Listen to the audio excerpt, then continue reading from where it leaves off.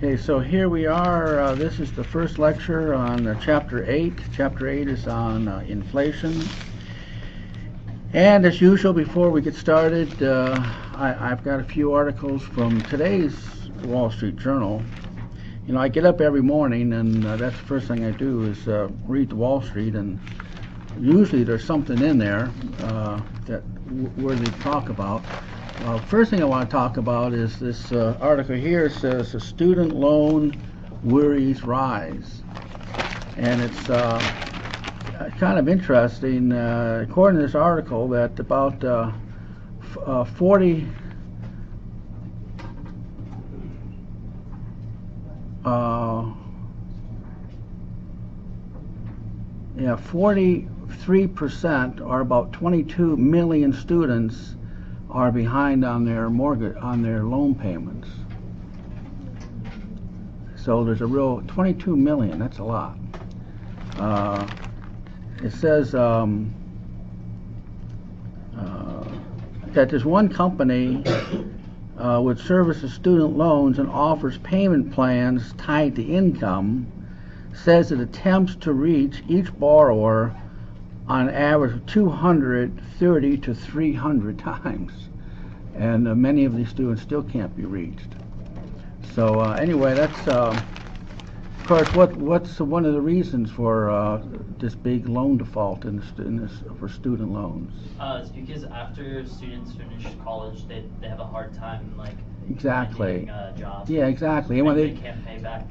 And most of jobs, yeah, exactly. And most of jobs, when you can find them, are they high paid professional jobs, or? No, they end up working at 7-Eleven. Yeah, exactly. Yeah. I mean, it's a tragedy, and it should not be this way.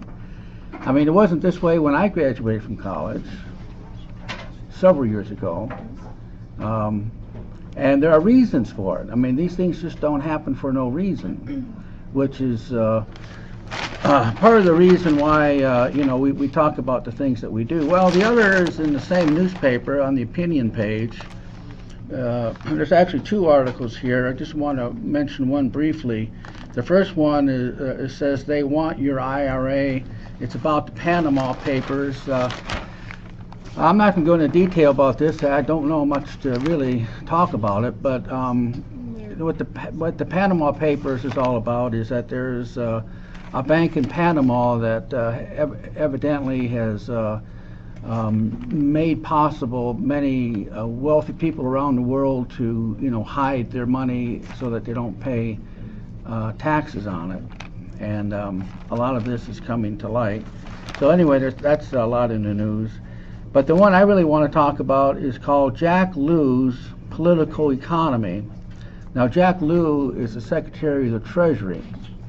Now, part of the reason why I want to mention this article is I mentioned this before, but it's not a matter of government having more power or less power.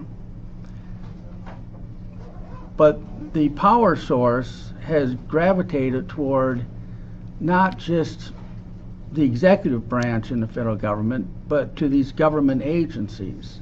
Many of these government agencies, like the Treasury Department, has a great deal of authority.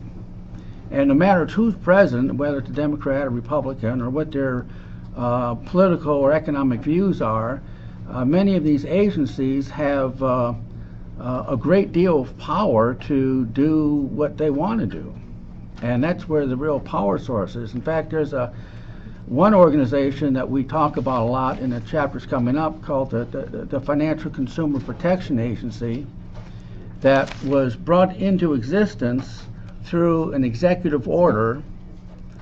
Dimitri was brought into existence through executive order, in other words, bypassing Congress completely.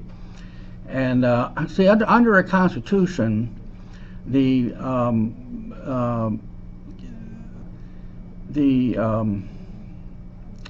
Congress has the power of the purse. So the president can bring any program into existence, But if Congress doesn't want to fund it, then that program can't continue. So that this is a part of our checks and balances. Our forefathers gave our Congress the power of the purse. Okay? Now, with this Consumer Financial Protection Agency, what happened is that it was brought into existence through an executive order, so Congress had nothing to do with it. It has almost absolute power over our financial industry. It was tucked under the Federal Reserve, but the Federal Reserve has no control over it.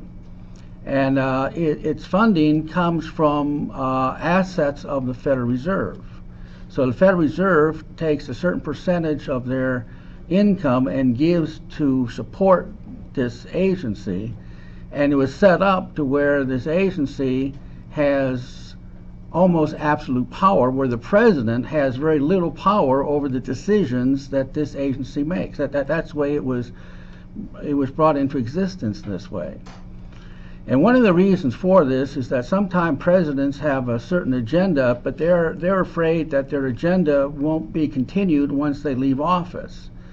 So by bringing into existence an agency that supports this agenda, but that agency is given almost absolute power, then this agenda can continue even after this president is no longer in office.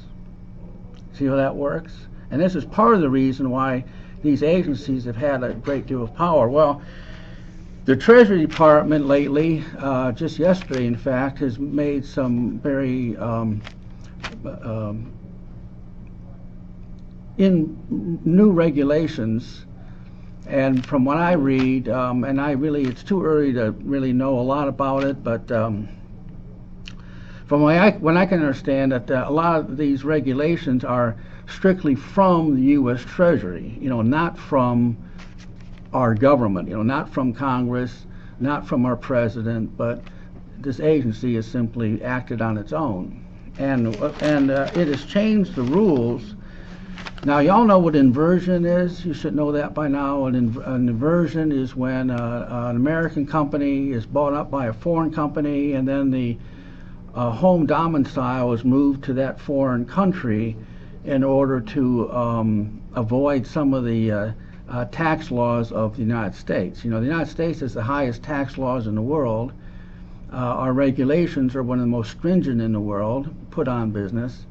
And we're the only country in the world that taxes income that an American company makes in a foreign country, if that money is brought back to America. We're the only ones in the world that does that. So the tax burden on U.S. companies is greater than in most other countries. And we live in a very international world. It's very global. Business is very global. And companies have to always consider their competitors, which are very often in other countries. And if those competitors are operating with more favorable tax laws and more reasonable government regulations, then the American company is put at a great disadvantage. And so as a result, some of under the current tax laws, these inversions have been taking place, but the Treasury now has simply passed, they've changed the rules in the middle of the game, and which is another bad thing. No capitalist country can operate without the rule of law. And in fact, it says here, if the rules can be changed arbitrarily and applied retroactively, how can any U.S. company engage in long-term investment planning necessary to compete? The new rules show that there are no set rules. Political dogma is the only rule. So in other words, the rule of man is superseding the rule of law, which is leading to economic slowdown. And who's affected by the economic slowdown the most? Me or you? You are, right? The millennial generation is the one that's paying the price for all this. Says here,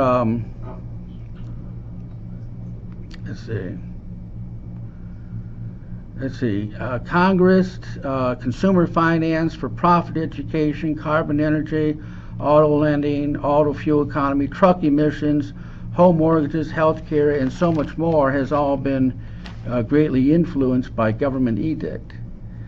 Capital investment in this recovery has been disappointingly low, and one major reason is political intrusion into every corner of business decision making. Says to adapt, the only rule is that the rules are whatever the government wants them to be. The results have been slow growth, small wage gains, and a growing sense that there is no legal restraint on the political class. So anyway, that's something to give you food for thought. See, what is the only way that our Constitution can protect our personal liberties? The only way that our Constitution protects our personal liberty is by making sure that power is decentralized. What the Constitution does, it says the President has these powers, the Senate has these powers, the House of Representatives has these powers, the states have these powers, cities have these powers, localities have these powers. I mean, see, as long as power remains decentralized, then no one group or person can gain absolute power to take away our freedom. But the biggest threat to our freedom is the concentration of power, especially if that concentration takes place with absolutely no input in terms of the people, in terms of democracy. So keep that in mind. As we go through this political year, I mean, that's the one thing I look at is are these policies leading to a greater government power, or are they leading to more power to the people?